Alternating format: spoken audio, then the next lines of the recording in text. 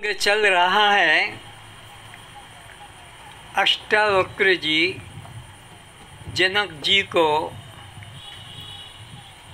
उपदेश कर रहे हैं। जनक जी ने अष्टावक्र गुरु से प्रश्न किया, हे गुरुदेव, मुझे ये तो बताइए कि ज्ञान किसे कहते हैं, मुझे ये बताइए वैराग्य किसे कहते हैं, और मुझे ये बताइए मुक्ति किसे कहते हैं। ये प्रश्न किए।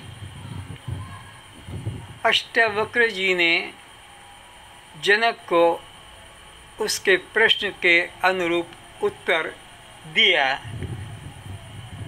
और फिर उससे पूछा कि मैंने जो तुझे समझाया है वो तू समझा है ठीक से या नहीं समझा है, कोई संशय है तो मेरे से फिर पूछ। तो जनक जी अब अपने गुरुदेव को जो अनुभव किया है जनक जी ने उसे सुना रहे हैं। जैसा गुरु ने पूछा है अब उसको उत्तर रूप में सरलता से, अहंकार से नहीं कि मैंने सब ठीक से समझ लिया है, मैं कितना बुद्धू नहीं हूँ जो आप मुझसे पूछ रहे हैं कि क्या तूने समझा।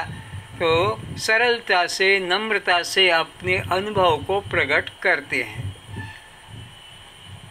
जनक जी अब गुरु जी के आक्षेपों का सरलता से, बिना उद्वेग को प्राप्त हुए उत्तर देते हैं। हे गुरुदेव, आपने जो आरोप मेरे प्रति कहे ठीक है, किंतु हर्ष शोक यह चित्त का धर्म है। बस तो मेरे को आपने जो कहा कि तेरे को अभी भी हर्ष शोक हो रहा है, राज्य का विस्तार हो रहा है या और कोई भी प्रकार से तेरे को लाभ मिल रहा है या कोई हानि हो रही है, तो फिर तेरा ब्रह्म ज्ञान होता है, ऐसा आक्षेप किया था।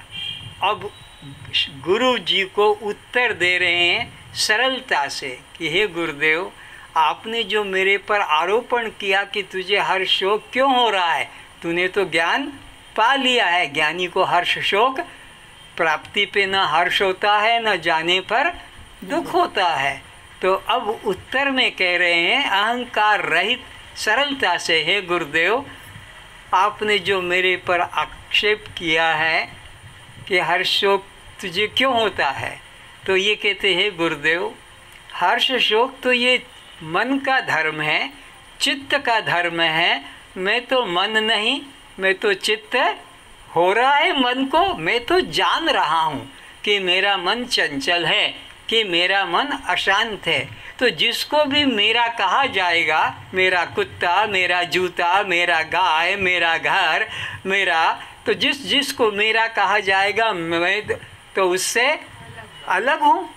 मेरा को बताने वाला मैं मेरा से अलग हूँ। मेरा मकान, तो मकान को बताने वाला मैं मकान से अलग हूँ। मेरा घर, मेरा कमरा, मेरा टीवी, मेरी गाड़ी, तो मेरा को बताने वाला मैं मेरा से। तो हे गुरुदेव, ये तो चित्त को होता है, ये तो मन को होता है। मैं तो मन, मैं तो चित्त नहीं, इसलिए न मुझे किसी से हर्ष होता है और न किसी में द्वेष। लेकिन अगर होता भी है तो मेरे को नहीं होता है, मेरे चित्त को, मेरे मन को होता है। मैं तो इससे बिल्कुल अलग न्यारा साक्षी हूँ।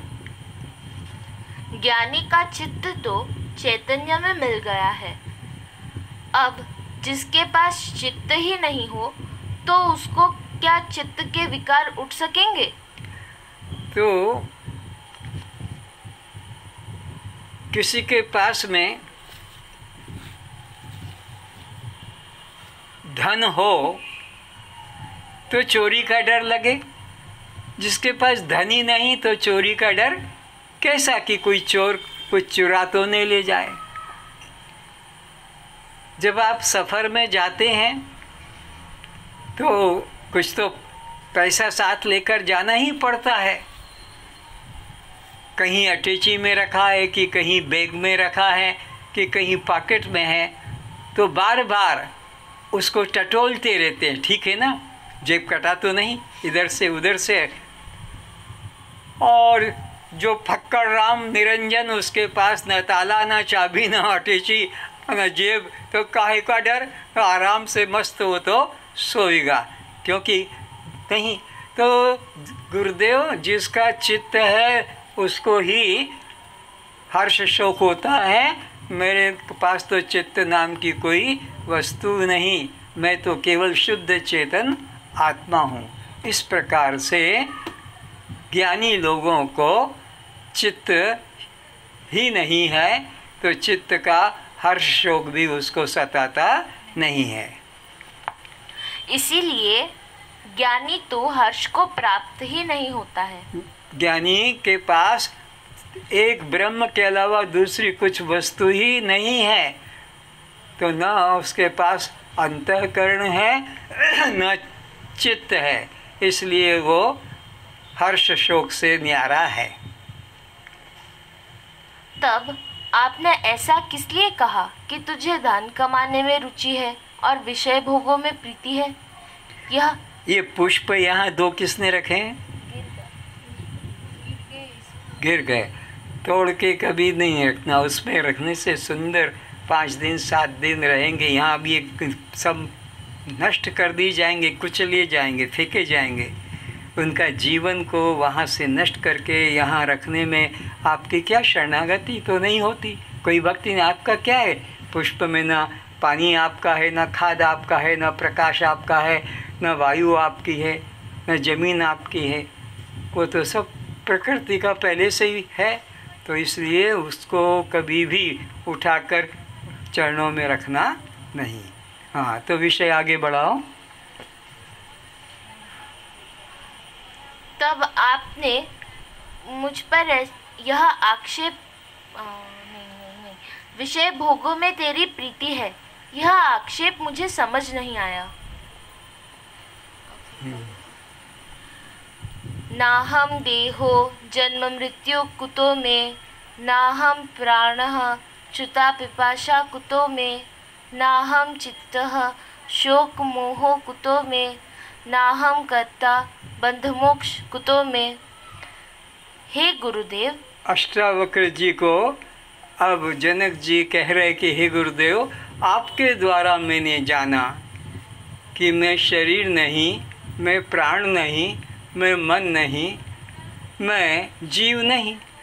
जो आपने ही तो मुझे समझाया, मुझे बोध जगाया और मेरे को अनुभव करा दिया कि ये शरीर में नहीं तो जन्म मरण मेरा धर्म नहीं, और जब ये प्राण में नहीं तो प्राण का धर्म भूख प्यास भी मेरा नहीं, और जब मैं मन नहीं तो मन का धर्म सुख दुख भी मेरा नहीं, और जब मैं जीव नहीं तो ये बंध मोक्ष भी मेरा धर्म। आपकी कृपा से मैं तो इस चिंता से मुक्त हो गया। जन्म मरण होता है, शरीर में होगा, सुख भूख प्यास प्राण को होती है, होगी, सुख दुख मन को होता है, होगा, बंध मोक्ष जीव को होता है, होगा। लेकिन मैं न शरीर हूँ, न मैं प्राण हूँ, न मैं मन हूँ, और न मैं जीव हूँ। तो मैं क्या हूँ? इन सब का मैं तो केवल एक दृष्टा साक्षी आत्मा हूँ। हे गुरुदेव, मैं देह नहीं, इसलिए जन्म मृत्यु में कहाँ? मैं प्राण नहीं, इसलिए भूख प्यास मुझे कहाँ? मैं मन नहीं, तो शोक मोह मुझ में कहाँ? मैं तो ये जनक जी कह रहे हैं, नहीं तुम ही कह रहे हो। जनक जी का तो नाम है, माध्यम है, अर्जुन का तो नाम है गीता में, लेकिन अब वो अर्जुन तो गया, हो गया उसका कल्याण, उसको कब तक वापस लाओगे संसार में? तुम ही वो अर्जुन हो। कृष्ण तुमको गीता में कह रहा है, अष्टावक्र जी तुमको ही अष्टावक्र गीता में कह रहे हैं। तो जनक का अर्थ तुम सब समय राजा जनक के तरफ पहुंच जाते हो। मुझे मालूम है, जनक शब्द का नाम सुनते ही तुम जनकपुरी में, राजमहल में और वहाँ पहुंच जाते हो। ना ना, वो तुम ही हो, वह जनक तुम स्वयं हो। तुम यह जो बैठा है नाम रूप वाला यह नहीं हो, तुम खुद जनक हो और अष्टावक्र जी तुमको कहते हैं और तुम ही अष्टावक्र जी को अब उत्तर दे रहे हो। क्या दे रहे हो? मैं देह नहीं, इसलिए जन्म मृत्यु मुझे कहाँ। तो ये कौन कह रहा है? जनक जी नहीं, बल्कि आप लोग, श्रोता लोग जो बैठे हो, आपके अंतःकरण से ये भाव निकलना ही चाहिए, तब तो ये अष्टावक्र गीता सुनने का लाभ है। नहीं तो सुन लोगे 1 घंटा कि आज अष्टावक्र जी ने जनक जी को ये कहा और जनक जी ने उनको कहा, तो तुम क्या यहाँ भाड़ भो झोंकने आए हो? तुम ताली पीटने आए हो? नहीं, मेरे को कहा है और मैंने उनको अपना अनुभव, ये भाव बिना आए सत्संग का कुछ भी लाभ नहीं मिलेगा। तो जब सुनोगे यहाँ बैठ के तो क्या सोच के कि मैं खुद ही वो श्रोता हूँ जो अष्टावक्र जी के पास बैठकर सुन रहा है, मैं खुद ही जनक हूँ। तो अनुभव क्या प्रकट कर रहे हैं जनक जी यानी आप कि ये जन्म मरण धर्म मेरा, बोलो, है? किसका है? शरीर का है। और तुम कौन हो? शरीर से क्या हो? दृष्टा। शरीर क्या है? दृश्य। ये भाव अंदर जगा तो तुमने श्रवण किया और ये नहीं जगा और अष्टावक्र जी ने कहा और जनक जी ने उनको उत्तर दे दिया, तो तुम तो फिर क्रिकेट गेम के, सिनेमा के देखने वाले बन गए। नहीं, मेरे को कहा है, ऐसा विचार है। मैं प्राण नहीं, इसलिए भूख प्यास मुझे कहा। क्या कहा दूसरी बात उन्होंने? बोलो, तुमने दूसरी बात क्या अनुभव की? मैं प्राण नहीं तो भूख प्यास धर्म भी मेरा। किसका है धर्म? ये प्राण का। और जन्म मरण धर्म किसका है? शरीर का। और ये कौन कह रहा है? वो जनक, मैं स्वयं अपने गुरु को कह रहा हूँ। मैं मन नहीं तो शोक मोह मुझ में कहाँ। क्या नहीं? मैं मन। बोलो, मन नहीं तो फिर शोक मोह किसको होगा? मन को। तो मैं तो मन नहीं तो शोक मोह भी मुझे नहीं है। तो फिर आप क्या हैं? आप क्या हैं फिर? हम मन शोक मोह के दृष्टा हैं। शोक आता है तो भी जानते हैं। अरे घर में रहते हैं, परिवार में कभी नुकसान होगा, कोई अपमान होगा तो शोक भी हो जाएगा और कुछ मिल गया, कुछ प्रसन्नता भी होगी। तो क्या सोचेंगे कि ये हर्ष शोक मेरा धर्म, ये मेरे मन का धर्म है, मैं तो इसको जानने वाला हूँ। हर्ष आया है, धीरे धीरे ये चला जाएगा। शोक भी आया है किसी का मरने का, तो ये भी चला जाएगा। न सदा शोक रहेगा, न सदा जीवन में हर्ष रहेगा। कोई व्यक्ति अपने जीवन में पूरा हर्षित नहीं रहेगा कि पूरा दुखी नहीं रहेगा। ये दुख और सुख दिन रात की तरह हैं। दिन सदा दिन नहीं रहेगा और रात सदा रात नहीं रहेगी। तो ये दुखी आदमी सदा दुखी नहीं रहेगा, उसको बड़ा सुख आने ही वाला है, आने ही वाला। विश्वास करे, निराश ना हो दुख को देखकर, बल्कि उसी का यह सिंबल है, प्रतीक है। दुख का आना ये बात का प्रतीक है कि अब ये तो जाने वाला है और सुख आने वाला है। और सुख को देखकर भी ज़्यादा हर्षित ना हो जाए, ये सोचे कि अब इसके बाद में दुख आने ही वाला है, आने ही वाला है, सदा रहने वाला। दुख सुख सदा रहने वाले नहीं, ये दिन रात की तरह आने जाने वाले हैं। तो ज्ञानी व्यक्ति अपने को इन दोनों से अलग देखता है। किससे? हर्ष और शोक से, भूख और प्यास से, जन्म और मरण से। ये उत्तर दिया जा रहा है किसके द्वारा? शिष्य के द्वारा, यानी अपने आप के द्वारा, आप श्रोताओं के द्वारा। तो अब आगे का चौथा, मैं कर्ता जीव नहीं तो बंध मोक्ष मुझ में कहाँ। ये चौथी बात क्या कह दी? मैं जीव नहीं। मैं जीव नहीं हूँ, इसलिए मैं कर्ता और भोक्ता भी ये कर्ता भोक्ता तो जीव का धर्म है। जागृत में सबको पता है, ये किया मैंने, वो किया, ये खाया वो खाया, पर गहरी निद्रा में जीव नहीं, तो कोई कर्म का भोग का अहंकार भी नहीं। अच्छा से अच्छा तुमने बुरा भी किया कि अच्छा भी किया, लेकिन गहरी निद्रा में कोई अहंकार, क्योंकि वो जीव का धर्म था, वो जीव सुषुप्ति में चला गया। लेकिन मैंने अच्छा भी नहीं किया कि बुरा भी नहीं किया, तो ये बंध मोक्ष धर्म भी जीव का है, मेरा नहीं। मैं तो इन चारों से अलग हूँ। किन किन से बोलो तो? दिन शरीर से, प्राण से, मन से और जीव से। शरीर से तुम अलग हो तो तुम्हें दो अहंकार कौन से मिट जाएंगे? जन्म और मरण के। और प्राण से तुम अलग हो तो तुम्हें दो अहंकार कौन से छूट जाएंगे? भूख और प्यास से। और मन से तुम अलग हो तो तुम्हें कौन से दो अहंकार छूट जाएंगे? सुख और दुख से। और जीव से तुम अलग हो गए तो तुमको दो अहंकार कौन से छूटेंगे? बंध और। तो फिर क्या तुम रह गए? केवल दृष्टा साक्षी। बस कचरा सब निकल गया। ये कचरा था, देह का दो धर्म को अपने में मान लिया, प्राण के दो धर्म को अपने में मान लिया, मन के दो धर्म को अपने में मान लिया, और जीव के दो धर्म को अपने में मान लिया। ये कचरा था, ये कीचड़ था, ये कचरा कीचड़ झड़क कर हमने फेंक दिया। अब हम शुद्ध स्वरूप में रह गए, केवल साक्षी, केवल दृष्टा।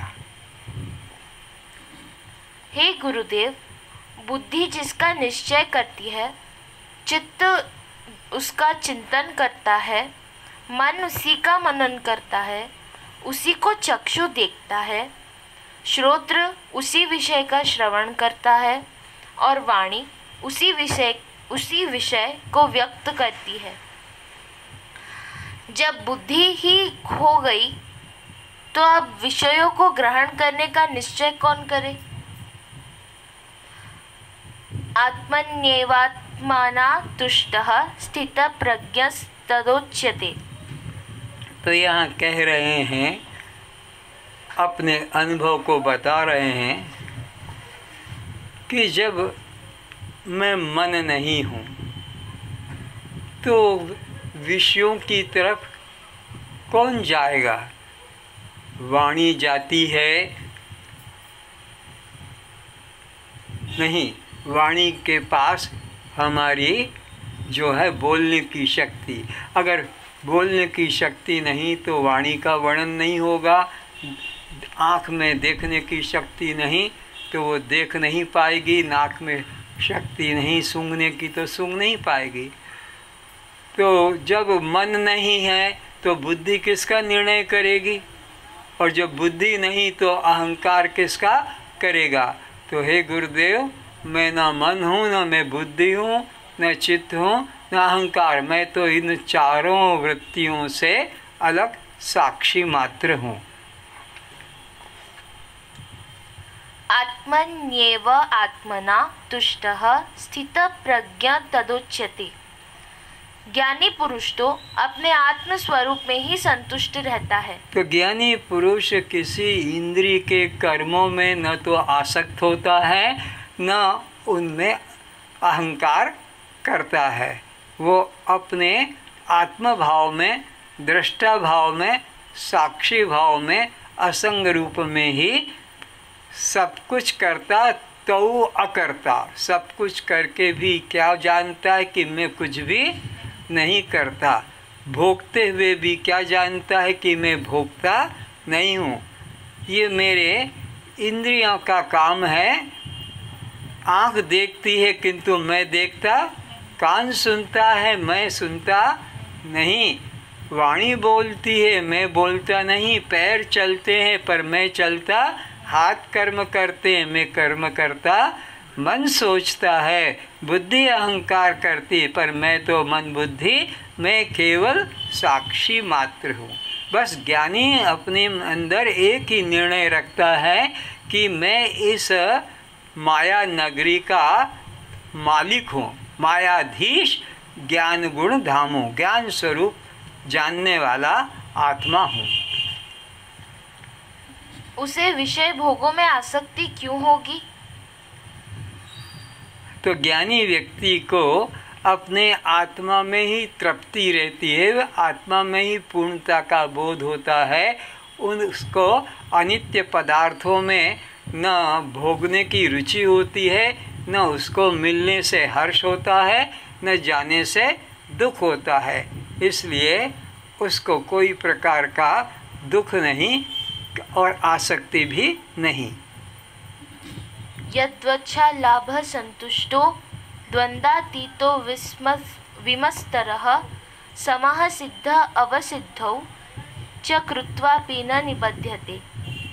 जो बिना इच्छा के अपने आप प्राप्त हुए पदार्थ में सदा संतुष्ट रहता है, जिसमें ईर्ष्या का सर्वथा अभाव हो गया है। तो ज्ञानी व्यक्ति कोई अपेक्षा नहीं करता है। समझाने के लिए, अहंकार के लिए नहीं कह रहा हूँ। वो तो अपना खुद घर, संपत्ति, परिवार छोड़ के आया है ज्ञानी। अब वो तुम्हारे से कोई पैसे की, कपड़े की, कोई प्रकार की अपेक्षा नहीं करता है, क्योंकि उसका तो खुद ने अपने घर द्वार, संपत्ति, राज्य का त्याग करके और फिर लोक कल्याण के लिए समाज में आया है। तो समाज वाले ये न सोचे कि ये हमारे बल पर जी रहा, हम इसको रोटी दे रहे हैं, इस महात्मा को कपड़ा दे रहे हैं, इस महात्मा को खर्चा दे रहे हैं आने जाने का, इसीलिए इसका जीवन चल रहा, नहीं तो ये भूखा मर जाएगा। ऐसा भाव न करें। उसको तुम्हारे धन की, तुम्हारे जो है फूल माला की या किसी प्रकार की प्रशंसा सुनने की इच्छा नहीं है। वो तो इन सब को पहले ही त्याग करके आया है। तो ज्ञानी को किसी पदार्थ में आसक्ति नहीं। उसके मन में तो कैसा भाव रहता है वो बताऊं। जैसे आपने वोमिट कर दिया, वोमिट बाती, उल्टी, क्या उसको फिर चाटने की इच्छा होगी? तो ज्ञानी ने तो अपने संसार का पहले वोमिट करके और फिर निकला है घर से। अब उसको उसी के चाटने की इच्छा नहीं। पर तुम्हें क्या लगता है कि हम इसको इस तरह की सामग्री देकर, व्यवहार देकर खुश कर सकेंगे? वो तुम्हारी सामग्री से, व्यवहार से वो खुश होने वाला नहीं है। अगर वो न आता और अपने आनंद में घर में ही, कुटिया में ही रहता, तो क्या होता उसके बारे में कहा है। आग लगी आकाश में, झरझर पड़े अंगार, आग के गोले गिर रहे हैं, आग लगी है। तो आग लगी आकाश में, झरझर पड़े अंगार, संत न आता जगत में तो जल मरता संसार। अगर संत पृथ्वी पर राज्य छोड़कर, आश्रम छोड़कर, कुटिया छोड़कर तुम्हारे बीच न आता तो तुम जल मरते और मर रहे हो। बेटे के लिए, बाप के लिए, पति के लिए, पत्नी के लिए, नौकरी के लिए, व्यापार के लिए, रोग के लिए, सब। लेकिन वो क्या करता, इन सब द्वंद्वों से तुम्हें मुक्त करके हल्का कर देता कि तुम देह नहीं हो तो क्यों जन्म मरण की चिंता करते हो, तुम प्राण नहीं हो तो भूख प्यास का अहंकार क्यों करते हो, तुम मन नहीं हो तो सुख दुख क्यों मन में मनाते हो, और जब तुम जीव नहीं तो बंध मोक्ष का क्यों अहंकार करते हो। तो इस तरह वो तो तुम्हारी सब आग को बुझाने वाला, सब चिंता को, अहंकार को भस्म करता है। इसलिए ज्ञानी के प्रति ऐसा न सोचें कि हमारे द्वारा यह सम्मानित या पूजनीय हो रहा है, अगर हम इसको सम्मान न देते तो आज ये इतना महान पद को कैसे प्राप्त करता। तो इस प्रकार से आप गुरु के प्रति ऐसा भाव न लाए। जो हर्ष शोक द्वंद्वों से सर्वथा अतीत हो गया है, ऐसा सिद्धि और असिद्धि में सम रहने वाला कर्म योगी कर्म कर भी बंधन को प्राप्त नहीं होता है। तो जो हर्ष शोक से मुक्त हो गया है वह कभी भी कर्म बंधन में नहीं आता है। कर्म में कर्ता भाव और भोगों में भोक्ता भाव उसे नहीं होता है। ये ही संस्पर्शजा भोगा दुःखः योनय एव ते अद्यांत अवन्तः कौन्तेय न तेषु रमते बुद्धः। जो यह इंद्रिय तथा विषयों के संग से प्राप्त होने वाले सब भोग यद्यपि विषयी पुरुषों को सुख रूप लगते हैं, वे अज्ञानी जन उसमें आकर्षित होते देखे जाते हैं। वे सब पदार्थ आदि अंत वाले एवं दुख रूप हैं। इसलिए बुद्धिमान विवेकी आत्मानंद में तृप्त उन अनित्य विषयों में नहीं रमता है। अज्ञानी व्यक्ति इन भौतिक पदार्थों के प्राप्त होने में हर्ष को प्राप्त होता है और न मिलने से वो दुख को प्राप्त होता है, क्योंकि उसने अपने अंतर सुख का कभी अनुभव नहीं किया। वो इन अनित्य पदार्थों को ही पाकर प्रसन्न होता है और न मिलने पर दुखी होता है। पर जिस ज्ञानी ने आत्मानंद का अनुभव कर लिया है, ब्रह्मानंद का अनुभव कर लिया है, आत्मा से और बड़ा श्रेष्ठ कुछ भी पदार्थ दुनिया में त्रिलोक में नहीं, वो व्यक्ति इन सांसारिक वस्तुओं के आने जाने से कभी दुखी और हर्षित नहीं होता, सदा अपने आप में पूर्ण रहता है। योह अंतः सुखो अंतः आत्मस्तथा अंतर्ज्योतिरेव स योगी ब्रह्म निर्वाणम ब्रह्मभूतो अधिगच्छति। जो पुरुष अंतरात्मा में ही सुख वाला है, आत्मा में ही रमण करने वाला है, तथा जो आत्मा में ही निष्ठावान है, जो आत्मा में ही श्रद्धावान है, वह सच्चिदानंद परम ब्रह्म परमात्मा के साथ एक ही भाव को प्राप्त ज्ञानी ब्रह्म को प्राप्त करता है। तो जिस ज्ञानी ने परमात्मा का आत्मा रूप में अनुभव कर लिया है, वह किसी भी वस्तु के लिए अपने को दीनहीन लोगों के सामने प्रकट नहीं करता, क्योंकि उसने तो परमात्मा को ही अपने में अनुभव कर लिया, परमात्मा रूप अपने को जान लिया। तो उस ज्ञानी को संसार के कोई भोग पदार्थ आकर्षित नहीं कर पाते हैं। वो सदा अपने आत्मा में ही तृप्त, आत्मा में ही पूर्ण रहता है, क्योंकि आत्मा से बड़ा धन, आत्मा से बड़ी संपत्ति और वह कोई दूसरी देखता नहीं। सुखम अत्यंतिकम यत् बुद्धि ग्राह्यमति इंद्रियम वेत्ति यत्र न चैवायम स्थितश्चलति तत्वतः। इंद्रियों से अतीत केवल शुद्ध हुई सूक्ष्म बुद्धि द्वारा ग्रहण करने योग्य जो अखंड आनंद है, उसको जिस अवस्था में अनुभव करता है और जिस अवस्था में स्थित यह योगी परमात्मा के स्वरूप से कभी विचलित होता ही नहीं। हे गुरुदेव, वह ज्ञानी कैसे विषय भोग, धन संपत्ति अथवा स्त्री सुख के लिए आसक्त हो सकेगा?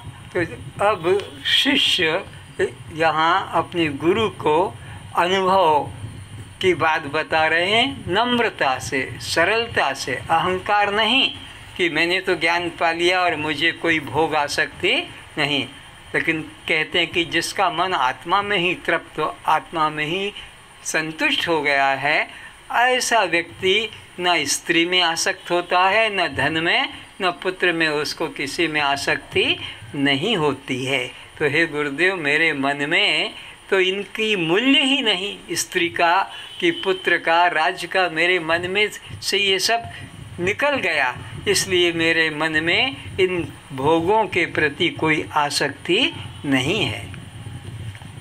यम लब्ध्वा च परम लाभम मन्यते नाधिकम ततः यस्मिन् स्थितो न दुःखेन गुरुणा अपि विचाल्यते।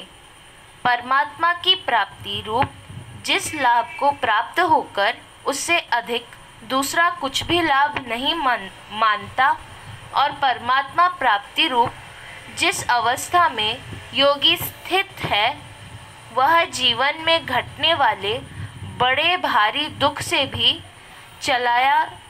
चलायमान नहीं होता है। ज्ञान की कितनी महिमा है इसे समझें। जैसे एक का फिगर, एक का अंक अपने मन में बना लो, एक का, और अब उसके आगे एक शून्य लगा दो तो कितना मूल्य हो गया उसका? 10। बोलो। फिर एक और शून्य लगा दो तो 100, फिर एक शून्य लगाओ, 1000, फिर एक और लगाओ, 10,000, फिर और, 1 लाख, फिर और, 10 लाख। 10 लाख। फिर और। तो ज्ञान एक का अंक है, सब साधन है शून्य। अंक रहे तो 10 गुण है, अंक गए सब शून्य। एक घटना बताऊं। एक शिष्य अपने गुरु के आश्रम में रहता है और बहुत दिन हो गए रहते रहते तो सोचा ये गुरु के पास कुछ सिद्धि नहीं है, कहीं दूसरे आश्रम में जाएंगे तो कुछ हमारा उन्नति होगा। इतने साल से रह रहा हूँ, बस खाओ पियो और कुछ नहीं। तो कहता है गुरुदेव अब मैं दूसरे आश्रम में जाना चाहता हूँ। तो क्या भाई यहाँ क्या कमी लग रही है? नहीं, मेरा मन अब लगता है बाहर जाने को। अच्छा तो जाओ, तो कुछ आप प्रसादी दे दो मुझे, यादी आपके। तो एक कागज़ पर एक लिख कर दे दिया कि देख इसको तकिए के नीचे रख लेना सोते समय, तुझे प्रतिदिन 1 रुपया मिल जाएगा। चला गया किसी दूसरे आश्रम में और वहाँ जाकर रहा, पर वो प्रतिदिन बिस्तर के नीचे रोज़ 1 रुपया मिल जाता। तो सोचा और मैं किसी आश्रम में जाऊं, शायद उसके पास ज़्यादा सिद्धि होगी तो उससे ज़्यादा मिलेगा। तो इस दूसरे वाले आश्रम के मठाधीश को कहा महाराज मेरा विचार अब कहीं बाहर जाने को है। बोले भाई यहाँ क्या कमी है? नहीं सब ठीक है, पर मेरे को तो जाने की इच्छा है। तो जाओ भाई, तो कुछ आप यादी दे दो। तो पिछले आश्रम से आया, वहाँ से तू क्या लाया? बोले ये देखो कागज़ पर 1 लिखा है और रोज़ मुझे 1 रुपया इसमें से मिल जाता है। तो उन्होंने 1 शून्य आगे बढ़ा दी। अब ये वहाँ से गया तीसरे आश्रम में, वहाँ पर वही रात्रि को तकिए के नीचे वो कागज़ रख देता, सुबह रोज़ 10 मिल जाते। तो सोचा कि इस बाबा के पास में भी कोई इससे ज़्यादा शक्ति होगी तो पता लग जाएगा। तो महाराज मैं और कहीं बाहर जाना चाहता हूँ। बोले जाओ भाई, तो कुछ यादी दे दो आप। बोले पिछले आश्रम से क्या लाया? वो कागज़ दिखाया कि देखो यहाँ मैं आता हूँ, रोज़ 10 रुपया मुझे मिलता है। तो उस कागज़ के ऊपर 1 शून्य और बढ़ा दी। अब तीसरे आश्रम से चौथे आश्रम में गया तो वहाँ जाकर भी इसी तरह रोज़ 100 रुपया उसको मिल जाए। तो सोचा कि ये तो सिद्धि वाला है और इससे आगे और बाबा के पास सिद्धि होगी। तो वहाँ भी कुछ दिन रहा और कहा महाराज अब मैं बाहर जाना चाहता हूँ। बोले भाई यहाँ क्या कमी है? सब तो सुविधा है, सब ठीक है, लेकिन मेरा इच्छा है और जाने की। जा भाई, तो कुछ यादी दे दो। तो क्या लाया पिछले आश्रम से वो बता दे। तो बोले देखो महाराज रोज़ मेरे को 100 रुपया मिलता है। तो उसने 1 शून्य और बढ़ा दिया। अब 5वें आश्रम में गया, 6ठे आश्रम में गया, 1 शून्य बढ़ाते गया। अब इसको घमंड आ गया कि साला वो बाबा मेरा इतना साल सेवा किया, खाली 1 रुपया दिया, और इन महात्माओं के पास देखो मैं रोज इतने दिन ठहरा तो कहीं से 1000 कहीं से फिर 10,000 लाख ऐसे निकल रहा है। तो ज़रा उसकी खबर लेता हूँ। और गया उसके आश्रम में कि देखो मैं तो इतने इतने आश्रमों में गया और मुझे इतना इतना, और तुम्हारे पास रहा तो तुमने केवल एक दिया है। अच्छा भैया, कहाँ है कागज़ तेरा? वो एक को हटा दिया। बोले जा अब तू। अब गए आगे तो फिर देखा कि वो जो 10,000 लाख रोज मिलते थे वो सब कुछ भी नहीं मिल रहा। मामला क्या हो गया? अरे वो एक की वजह से वो सब बढ़ते गए, एक ही हट गया तो शून्य। तो ज्ञान का इतना मूल्य है, इससे 10-10 गुने होते जाएंगे, यानी तुम्हारा कल्याण हो जाएगा। ज्ञान के बिना सब शून्य है। इसलिए ज्ञान में श्रद्धा करो, ज्ञान में रुचि करो, तभी जीव का कल्याण होगा। अब भजन सुना दो एक। जीवन बार बार नहीं आवे, जीवन बार बार नहीं आवे, जीवन बार बार नहीं आवे, जीवन बार बार नहीं आवे, जो चाहो करी ले गुरु भक्ति, जो चाहो कर ले गुरु भक्ति, जो चाहो करी ले गुरु भक्ति, जो चाहो कर ले गुरु भक्ति, अनंत अखंड सुख पावे, अनंत अखंड सुख पावे, अनंत अखंड सुख पावे, अनंत अखंड सुख पावे, जीवन बार बार नहीं आवे, जीवन बार बार तन धन में नहीं कछु सुख अपना, धन धन में नहीं कछु सुख अपना, तन धन में नहीं कछु सुख अपना, तन धन में नहीं कछु सुख अपना, छाड़ी पलक में जाना रे पगले, छाड़ी पलक में जाना रे पगले, छाड़ी पलक में जाना एक दिन, पलक में जीवन बार बार नहीं आवे,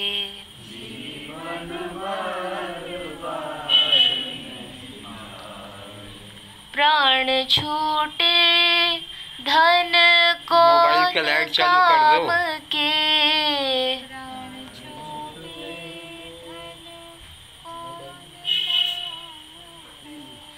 प्राण छूटे धन कौन काम के,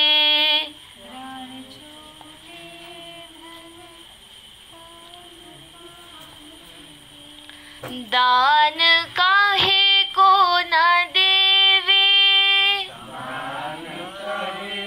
सिंह पॉस में एक लाइट है चार्जेबल।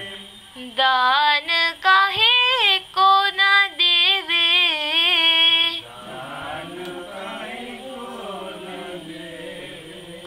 जीवन बार बार नहीं आवे,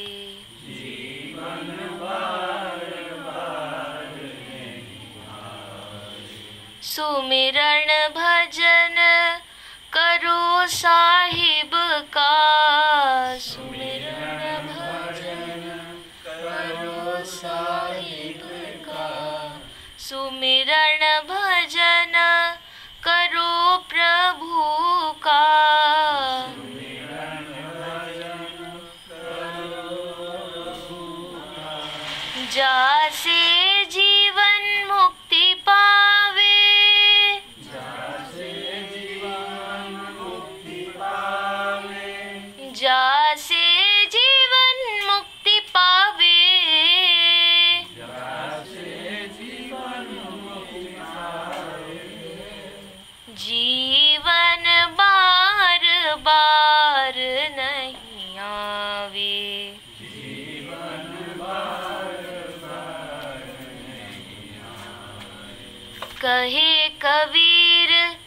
जा सतगुरु शरणे।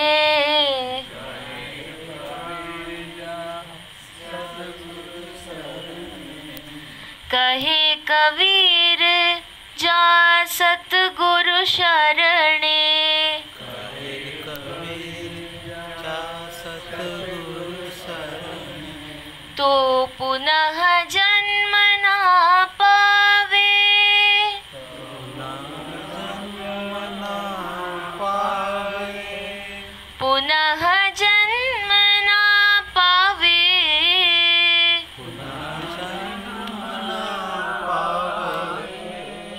जीवन बार बार नहीं आवे। मोबाइल लौटा दो।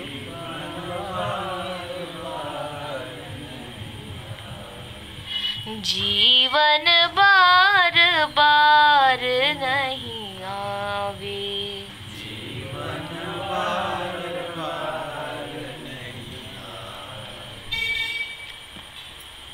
सर्वे भवन्तु सुखिनः। सर्वे सन्तु निरामय। सर्वे भद्राणि पश्यन्तु मा कश्चित् दुःखभाग् भवेत्। सब सुखी रहें, सब निरोग रहें। सभी रूपों में हम अपने को पहचाने। इसलिए मन वचन कर्म से अपने ही किसी अन्य रूप को कष्ट न पहुँचाएं, निंदा न करें, अपशब्द न कहें, अपमानित न करें, दुखी न करें। यदि हमारे द्वारा किसी को कष्ट मिला है, दुख मिला है, वैर भाव जगा है, तो हम उससे क्षमा मांगते हैं। वह हमें क्षमा कर दे। अब हमारा कोई शत्रु नहीं है, सभी हमारे मित्र हैं। सबका मंगल हो, सबका मंगल हो। वैर भाव की निवृत्ति प्रेम भाव से, समता भाव से, आत्मीयता से होती है। शत्रुता की निवृत्ति शत्रुता करने से घटती नहीं है, बल्कि उत्तरोत्तर बढ़ती ही जाती है। ओम शांति शांति शांति।